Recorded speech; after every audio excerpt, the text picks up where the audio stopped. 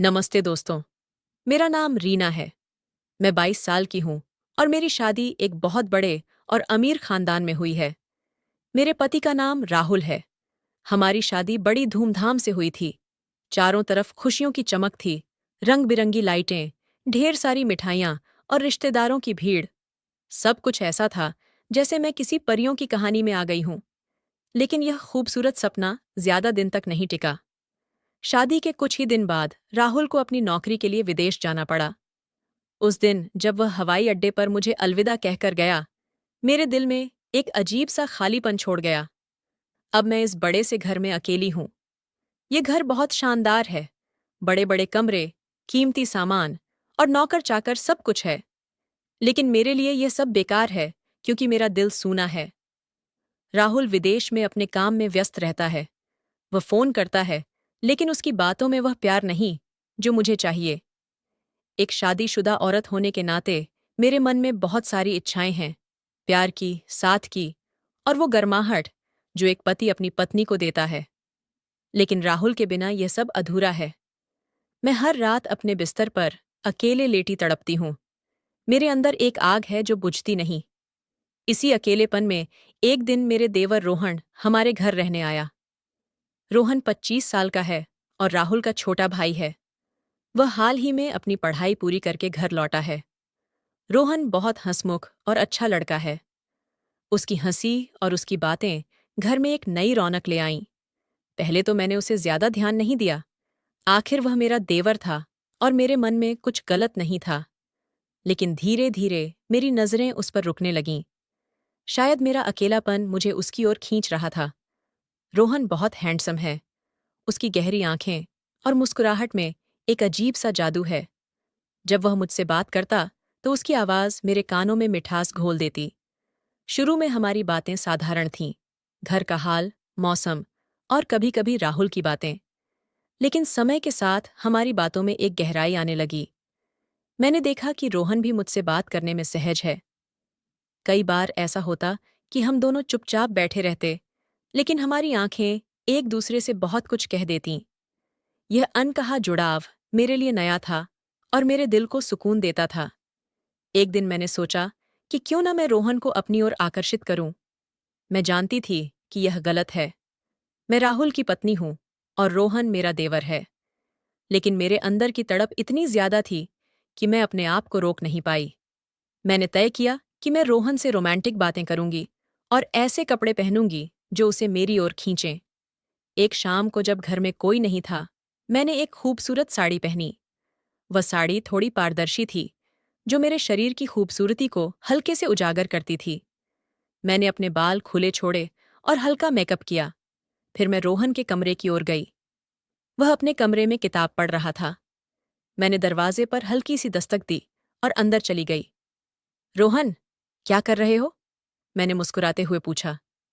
उसने मुझे देखा और उसकी आंखों में एक चमक सी आ गई। बस, एक किताब पढ़ रहा हूं भाभी, उसने थोड़ा शर्माते हुए कहा। मैं उसके पास गई और उसके बगल में बैठ गई। मैंने जानबूझकर अपनी साड़ी का पल्लू थोड़ा सरका दिया ताकि मेरी कमर नजर आए।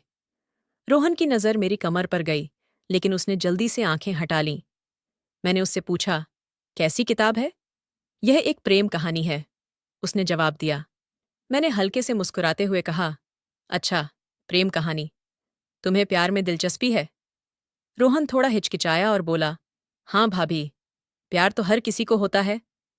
मैंने उसकी आंखों में देखा और कहा, हाँ, प्यार तो हर किसी को होता है, लेकिन कभी कभी वह प्यार मिलता नहीं। रोहन मेरी बात समझ गया। उसने कहा, भाभी, आप बहुत खूबसूरत हैं। भैया बहुत भाग्यशाली हैं कि उन्हें आप जैसी पत्नी मिली।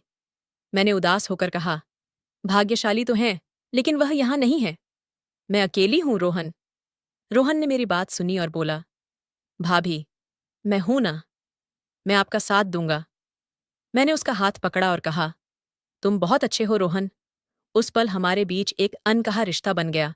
मुझे लगा कि रोहन भी मेरी ओर खींच रहा है, लेकिन वह डर रहा था। शायद उसे लग रहा था कि यह गलत है। उस रात हमने साथ में खाना खाया और फिर एक फिल्म देखी। फिल्म के दौरान मैंने जानबूझकर उसे सट कर बैठ गई। मेरी कोहनी उसकी बाह को छू रही थी और मेरे दिल की धड़कन तेज हो गई थी। रोहन भी मेरे करीब आने लगा, लेकिन उसने खुद को रोका।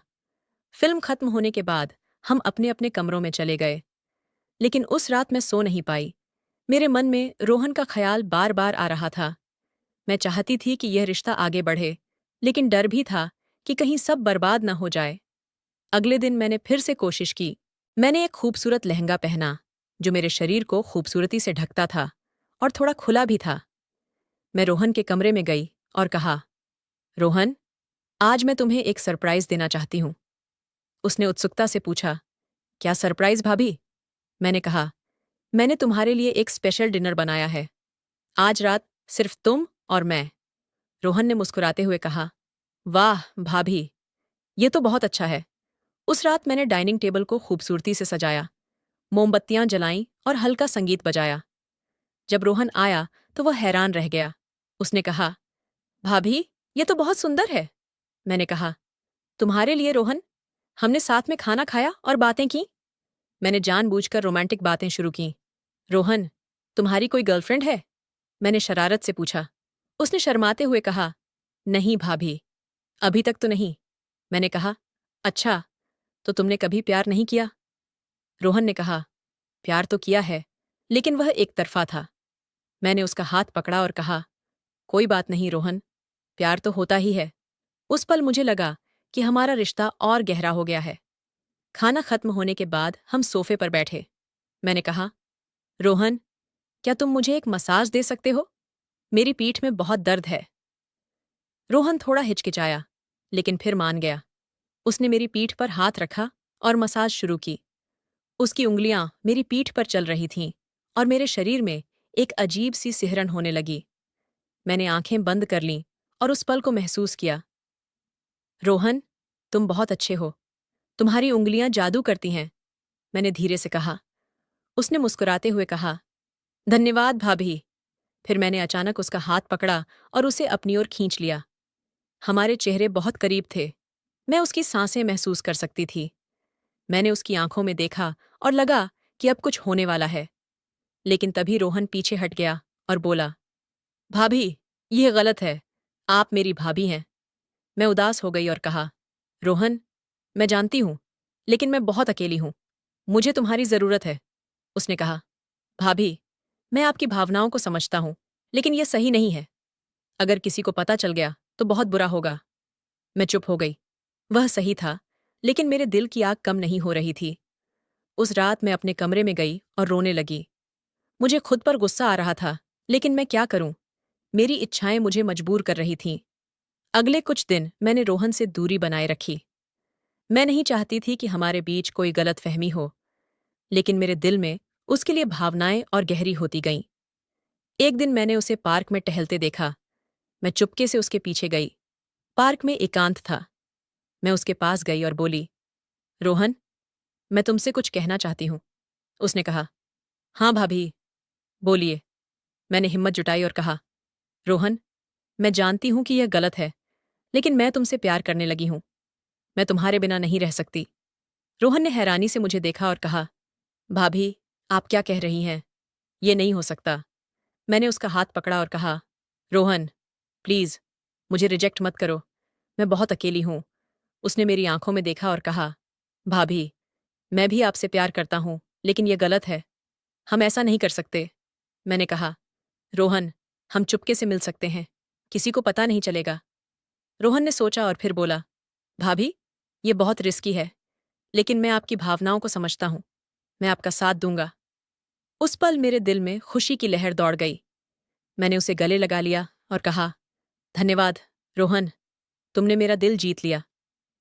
अगले दिन रात के 10 बजे बाहर तेज बारिश हो रही थी। आसमान से पानी की बूंदें ऐसे गिर रही थीं जैसे मेरे दिल का दर्द बरस रहा हो। बिजली बार बार चमक रही थी और घर में अंधेरा छाया था। मोमबत्ती की हल्की रोशनी में मैं और रोहन अकेले थे। मेरा पति राहुल महीनों से विदेश में था और मैं इस बड़े से घर में तन्हा थी। मैं बाहर कपड़े लाने गई थी, तभी बारिश ने मुझे भिगो दिया। मेरी साड़ी मेरे शरीर से चिपक गई थी। पानी मेरे बालों से टपक रहा था और ठंड से मैं कांप रही थी। गीले कपड़ों में मैं रोहन के सामने आई। वो लिविंग रूम में सोफे पर बैठा था और जब उसने मुझे देखा तो उसकी नज़रें थम गईं। मेरी साड़ी मेरे जिस्म को ऐसे लपेटे थी कि मेरा हर अंग साफ नजर आ रहा था। मैंने देखा कि उसकी आंखों में एक चमक थी, एक चाहत थी। रीना भाभी, आप भीग गई हैं। जल्दी से कपड़े बदल लीजिए, उसने कहा, लेकिन उसकी आवाज में हल्की सी घबराहट थी। मैंने उसकी बात अनसुनी कर दी। मैं चाहती थी कि वो मुझे ऐसे ही देखे।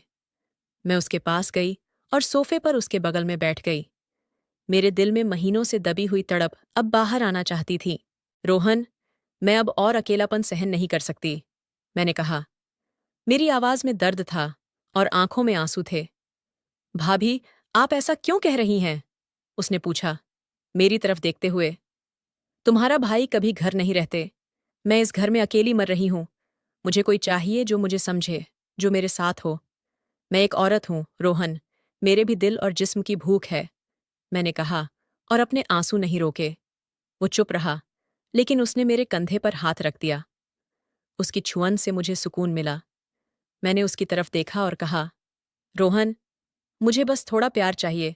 क्या तुम मुझे वो नहीं दे सकते? भाभी, ये गलत है।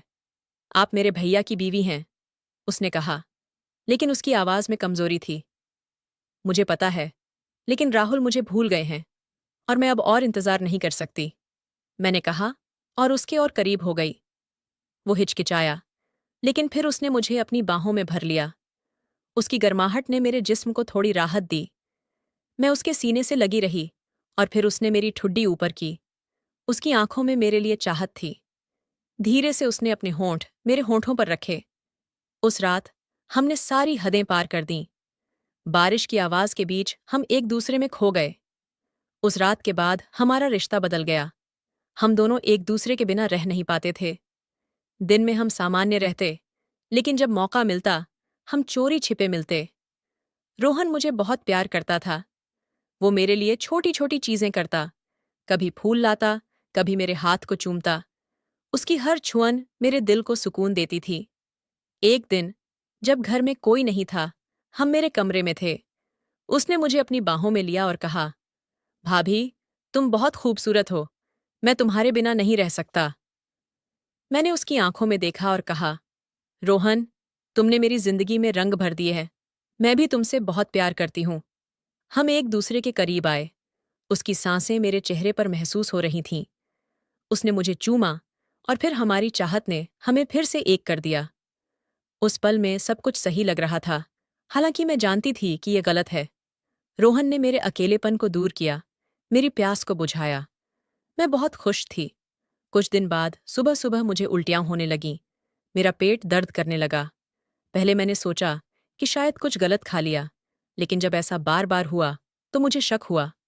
मैंने टेस्ट किया और सच सामने आया। मैं प्रेग्नेंट थी। मैं डर गई। रोहन को बताया तो वो भी परेशान हो गया। भाभी, अब क्या करेंगे? अगर भैया को पता चला तो सब खत्म हो जाएगा, उसने कहा। मुझे नहीं पता रोहन, मैं भी डर रही हूं, मैंने कहा। मेरे हाथ कांप रहे थे। हमने सोचा कि शायद इसे छिपा लें, लेकिन ये आसान नहीं था। मेरे मन में डर था कि राहुल को सच पता चल गया तो क्या होगा। फिर एक दिन राहुल बिना बताए घर आ गया। वो मुझे सरप्राइज देना चाहता था। मुझे देखकर वो बहुत खुश हुआ। उसने मुझे गले लगाया और कहा, रीना, मैं तुम्हें बहुत मिस करता था। लेकिन फिर उसकी नज़र मेरे पेट पर गई। रीना, क्या तुम प्रेग्नेंट हो? उसने पूछा। मैं चुप रही। मेरे पास कोई जवाब नहीं था। बताओ, ये कैसे हुआ? मैं तो महीनों से घर नहीं आया, उसने सख्त आवाज में कहा। मैं रोने लगी और सारी सच्चाई बता दी। राहुल, मैं बहुत अकेली थी। तुम कभी मेरे पास नहीं थे। मैं हर रात तड़पती थी।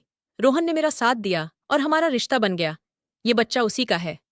राहुल का चेहरा गुस्से से लाल हो गया। तुमने मेरे साथ धोखा किया, वो भी मेरे भाई के साथ।